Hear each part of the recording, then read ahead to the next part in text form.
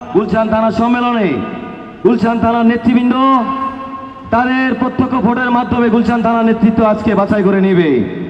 আমরা মুখে বলে এসেছি, কিন্তু কাজে তা প্রমাণ করতে পারিনি। আজকে বাংলাদেশ জাতীয় ছাত্র সমাজ সেটি প্রমাণ করে দিবে যে বাংলাদেশ জাতীয় ছাত্র সমাজ গণতান্ত্রিক প্রক্রিয়ায় বিশ্বাস করে এবং গণতন্ত্রের চর্চা করে।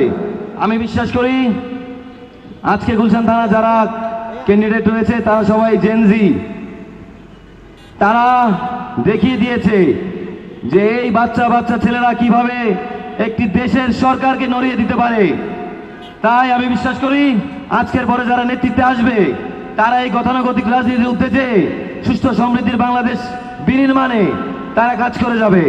এবং এটি যেহেতু 17 আসন ব্যারিস্টার আন্দালিব রহমান প্রার্থী হবে নির্বাচনী আসন, আমরা চাই আমাদের এই নেতৃত্বের উপর নির্ভর করে আমাদের নেতা এই আসনে নির্বাচন করুক এবং আমরা তাকে এই 17 আসনে বিপুল ভোটে জয়যুক্ত করে এই আসনই তাকে উপহার দিতে চাই।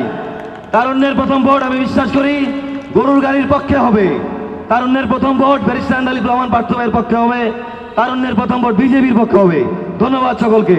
তোমার দেশ আমার দেশ, বাংলাদেশ বাংলাদেশ।